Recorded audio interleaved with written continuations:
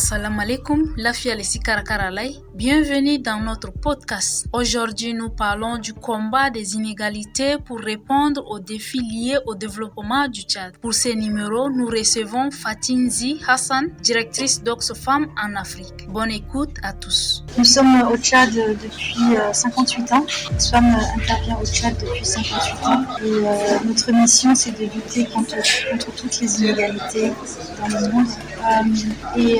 Évidemment, l'inégalité de genre est un sujet extrêmement important parce que l'inégalité de genre, la discrimination contre les femmes, c'est la plus importante des inégalités. C'est celle qui touche la moitié de la population. C'est celle qui s'immisce dans pratiquement tous les aspects de la vie, y compris notre maison. Donc c'est une inégalité à laquelle on est confronté dès notre plus jeune âge, dès notre naissance. Et on y est confronté à la maison, on y est confronté, on la constate dans les inégalités de rapport entre nos frères et sœurs, entre notre père et notre mère, entre nos oncles et nos tantes.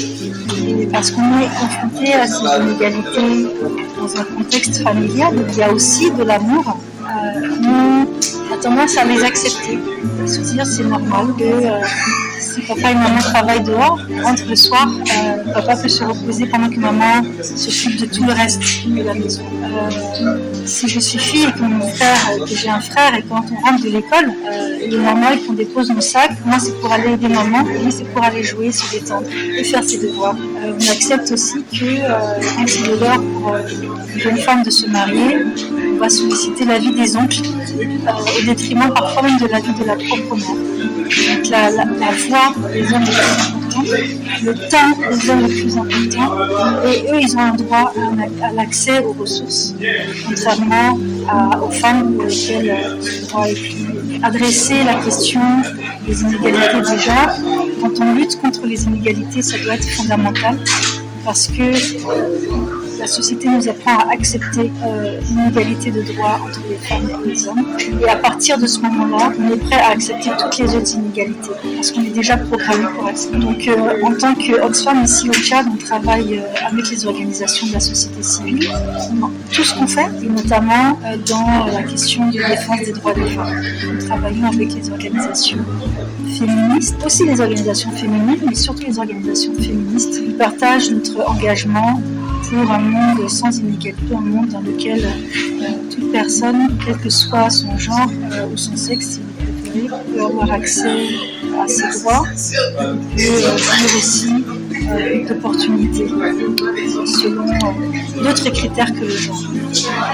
Ok, vu qu'au Tchad, la majorité de la population tchadienne n'est pas instruite, je parle bien sûr des femmes tchadiennes qui ne sont pas trop allées à l'école, et comment vous organisez pour les aborder sur leurs inégalités qu'elles rencontrent? Alors la question elle est déjà un peu biaisée parce qu'elle part du principe que parce qu'elles ne sont pas éduquées, elles ne cherchent pas à faire défendre leurs droits. Alors que souvent c'est l'inverse, ce sont des femmes, même si elles ne sont pas éduquées, qui se mettent en groupe, qui se mettent en réseau, en groupe, en coopérative, et qui s'organisent afin de trouver l'aide nécessaire pour faire avancer leurs propres droits. Et nous, on vient en appui, et malgré le fait qu'elles ne soient pas éduquées, souvent il y a une ou deux personnes avec lesquelles nous pouvons travailler.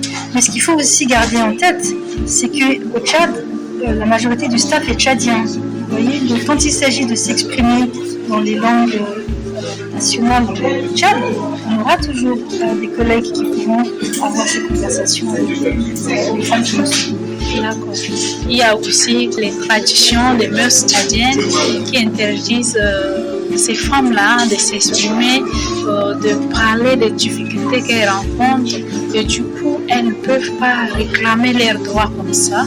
Et qu'est-ce que, à votre niveau en tant qu'Oxfam, vous faites concrètement? Parce que ces femmes, elles n'ont pas de voix malgré les efforts, quelques efforts, mais ça reste encore un grand défi à relever à ce niveau. C'est vrai que c'est un défi, et nous on est là pour accompagner.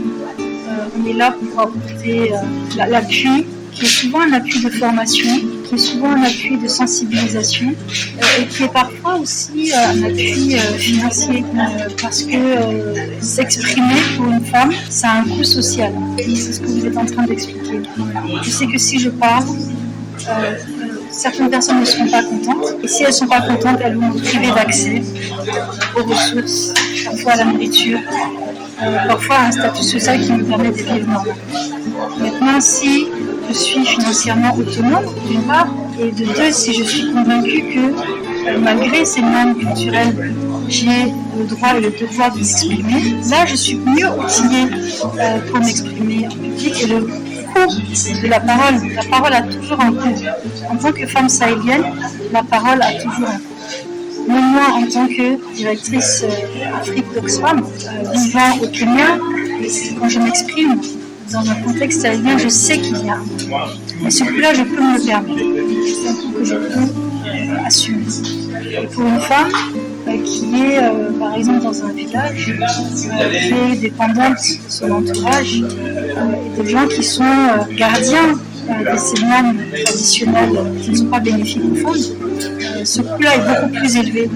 Donc nous les aidons à acquérir le capital qui leur permet de dire ça a un coût, mais aujourd'hui j'ai un statut dans la société qui me permet de prendre la parole pour des femmes. Mais c'est quelque chose qu'on fait avec elles, on les accompagne, on leur donne les outils et évidemment l'impulsion, la volonté doit venir d'elles.